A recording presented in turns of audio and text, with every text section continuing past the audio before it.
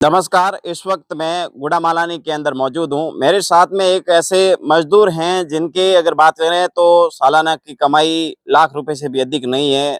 महीने के 10-12 हज़ार रुपए कमाते हैं और घर गुजारा चलाते हैं।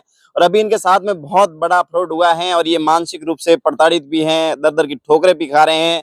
इनका कोई मुकदमा भी दर्ज नहीं हुआ, जिस तरीके से पुलिस कार्यालय भी पहुंचे, परंतु इनका किसी तरीके से कोई इनकी जवाबदेही कार्रवाई भी व्यवस्थित तरीके से नहीं हो रही है। आज गरीब परिवार है, मानसिक रूप से दबाव भी आ गया, क्योंकि परिवार जब गरीब व्यक्ति होता है उसके ऊपर इस तरीके की जब कोई आरोप लगाता है तो कितना उसको दर्द महसूस होता है। हमारे साथ में भाई साहब हैं। ये भाई साहब का मकान है जो अभी बीपीएल आवास में बन रहा है। हाल फिलहाल में इनकी पहली किस्त आई है। भाई साहब, क्या नाम है आपका? मेरा नाम जितेंद्र कुमार। अच्छा भाई साहब, क्या मामला हुआ आपके साथ में और आप कहाँ के निवासी हैं? मैं गुड़ामालानी जिनगर मोहल्ले का निवासी हूँ।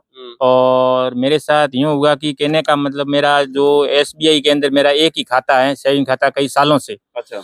तो वो खाता मेरा बंद हुआ, उसमें लेन देन बंद हो गई। तो मैं 24 तारीख को एसबीआई बैंक पहुंचा। तो एसबीआई बैंक पहुंचा और मैंने वहाँ काउंटर 2 नंबर काउंटर पे मैंने बताया कि मेरा खाता बंद है। तो उन्होंने कहा कि पासबुक दो। तो मैंने मेरी पासबुक दी। तो पासबुक के आधार पर उन्होंने बोला कि आपके साइबर होल्ड लगा है। अच्छा। तो मैंने बोला कि मेरा साइबर होल्ड क्यों लगा?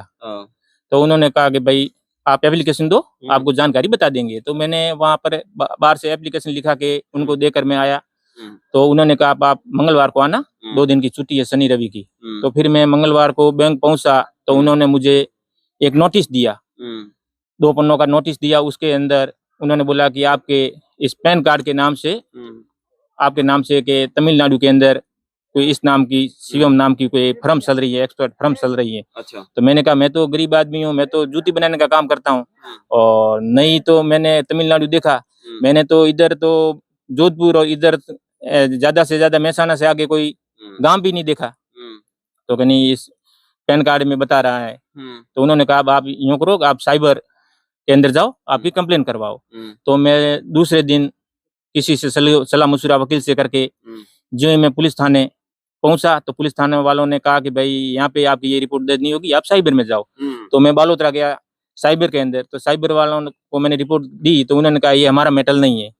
तो उन्होंने फिर उस डिप्टी साहब का बोला। तो हम वहाँ DIPI वहाँ भी गए। वहाँ गए तो उन्होंने कहा ये हमारा मामला नहीं है। तो मैंने कहा भाई आप वो गुड़ामालानी वहाँ कह रहे हैं कि बालोतरा जाओ, और मैं बालोतरा साइबर में भी आ गया। तो उन्होंने कहा ये हमारा मामला नहीं है। तो आखिर इनका जिम्मेवार कौन है? कहने का मतलब मैंने तो किया नहीं है। तो उन्होंने कहा आप एसपी साहब से पेश हो। तो मैंने एसपी साहब के नाम की रिपोर्ट लिखवाई और लिखवा के मैंने जो मेरे जो बैंक के द्वारा जो दिया गया था वो भी मैंने एसपी साहब को पेश किया। क्या एसपी साहब ने आपको क्या आश्वासन दिया? आश्वासन कुछ नहीं दिया, उन्होंने सिर्फ एक रिसीव दी मेरे को। अच्छा। अच्छा, आप क्या चाहते हैं इस मामले को लेकर? जिस तरीके से आपका पूरा परिवार भी इस घटना को लेकर जो बात करें तो बहुत ज्यादा चिंतित हैं, जो आपके साथ में जो इंसिडेंट हुआ है।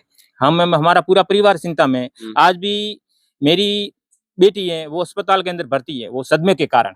उनको सदमा लग गया कि मेरे पिताजी के साथ इस प्रकार का फ्रॉड होगा और न्याय नहीं मिल रहा है।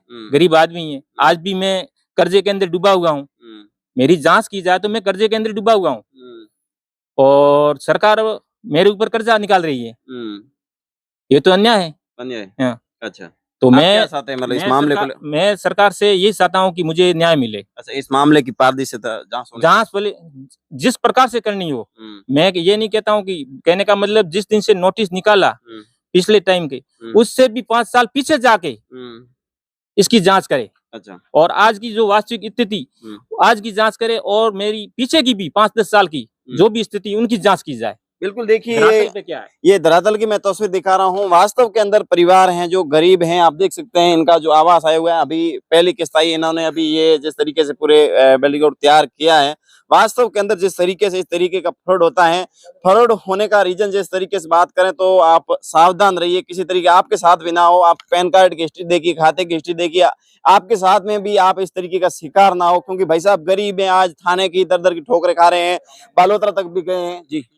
और जो कहने का मतलब मेरे यहाँ पे पहले कच्चे सदरों का जो बना हुआ था और मेरे प्रधानमंत्री आवास के अंदर नाम आया, तो वो भी गिरा के अब जो ये पहली किस्त मिली है और दूसरी किस्त का जियो टैग ले गए, अभी दूसरी किस्त भी नहीं आई है और मैं प्रधानमंत्री का आवास बन रहा है।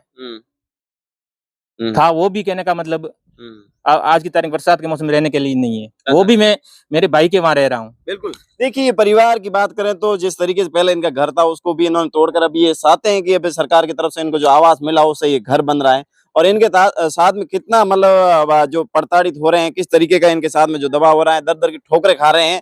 तो तमाम जितने भी दर्शक हैं आप एक बार इस वीडियो को शेयर कीजिए और ये भाई साहब हैं इनको न्याय मिलना चाहिए और आप भी सावधान रहिए, आप भी इसी तरीके से कोई फ्रॉड्स आपके साथ में ना हो। तमाम साथी एक बार इस वीडियो को शेयर करें। धन्यवाद।